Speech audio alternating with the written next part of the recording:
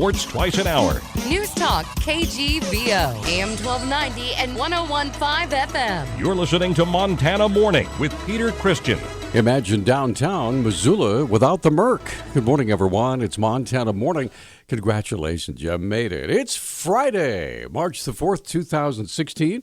Skies clear. It's 26 degrees in Missoula right now. Our newscast this morning sponsored by Nissan and Hyundai of Missoula under new management, where they're offering rebates, discounts, and 0% financing on a huge selection of inventory. Imagine downtown Missoula minus the historic Missoula Mercantile Building. At a meeting last night at the City Council chambers of the Historic Preservation Committee, Bozeman-based Home Base Montana unveiled their plans to ask for permission to demolish the Merc and build a Marriott hotel on the site. Our news partners from NBC Montana were there and provided some reactions to that proposal. I think it would be a real shame if it were torn down and replaced by a modern building. I think it would alter the look of downtown. We repurpose this building so it could be downtown's focus for culture, arts, to be able to bring investors to show them the whole history of the city. I think the most important thing to happen in Missoula is development, and if that means tearing it down and recycling the materials and incorporating them into a new building, I think it could still retain the heart and soul of the original. There'll be a news conference downtown at 10:30 this morning to hear more about that proposal. U.S. Fish and Wildlife Service yesterday proposed that grizzly bears in the greater Yellowstone ecosystem be removed from the federal lists of endangered and threatened wildlife.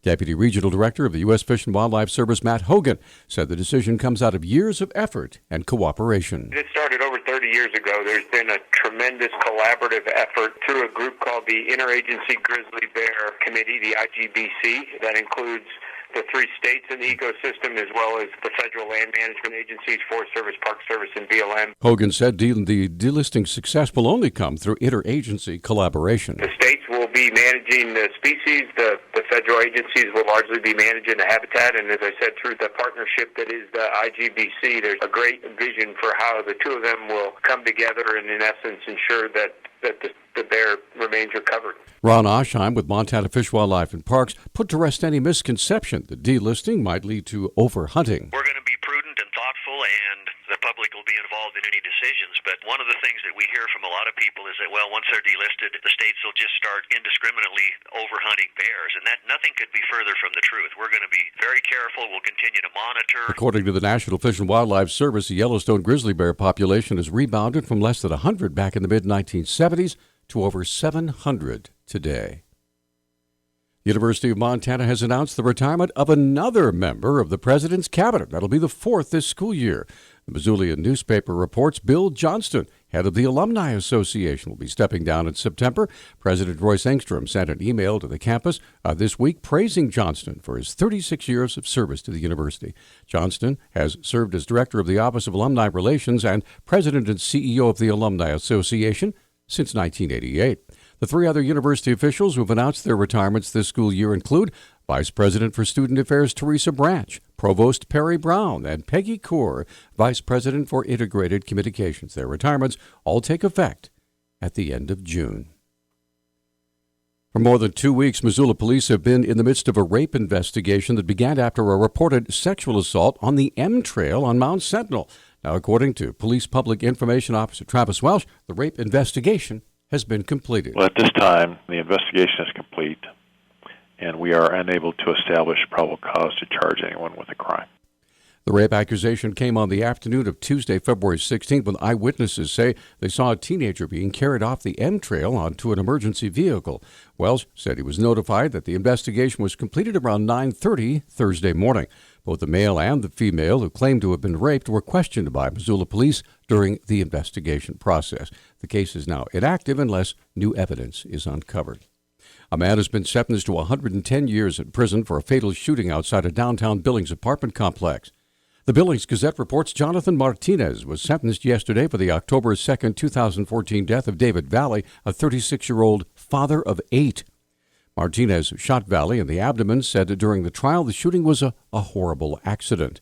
Martinez also was sentenced to 20 years in prison in a separate burglary case in which he was accused of breaking into a man's home and beating him over $300 debt. During Martinez's homicide trial, it was revealed the pistol he used belonged to a Federal Bureau of Indian Affairs special agent and had been stolen from an unmarked service vehicle. State prosecutors say the October 2013 shooting death of an Augusta area man was deliberate homicide, no matter whose version of events you believe. Jurors heard closing arguments yesterday in the case against Joseph Campbell for the death of Tim Newman in a rural subdivision near National Forest and Wilderness lands. Prosecutors argue the evidence shows it was the first shot that hit Newman in the back, but even if it wasn't, they argue the fatal shot to the back is still murder. Well, March 3rd is the birthday of Charles Ponzi, the pioneer of the con that defrauded investors out of millions of dollars back in the 1920s. And Montana Commissioner of Securities and Insurance Monica Lindeen is reminding Montanans to be cautious of Ponzi schemes. For those who don't know, Ponzi scheme is when you're asked to invest in something and then you're going to get great returns. But what's happening really is that the person is bringing investors in and using their money to pay you the returns on the investment. And so eventually it falls down on itself because they just can't bring enough investors in to keep it going. Lindeen says several Ponzi schemes have been shut down in the state, have cheated investors out of millions of dollars. First thing you want to do is make sure that if you're looking at investing in something, you want to call our office, 800-332-6348, and you want to make sure that the person who is trying to sell you this investment opportunity is licensed with the state of Montana. It's always good to actually talk with somebody else before you invest too. And then once you've invested, you want to make sure you're monitoring those investments and asking questions. Again, the phone number for the state auditor's office is toll-free 800-332-6348. An El Nino weather system led to an extremely warm winter with very few days below zero in western Montana, says forecaster Bob Nestor. February was so warm it nearly broke an all-time record. In Missoula, it was the second warmest February on record. Average temperature was 5.2 degrees above normal. The only other year that was warmer than that was February of 1992, which happened to be another El Nino year as well. It was also dry. The last time we had any kind of measurable snow was February 4th, and that was only 1/10 of an inch. Western Montana entered winter in a state of extreme drought and emerged only slightly better off. The precipitation has helped this winter. When we look at drought, we look at a long-term average.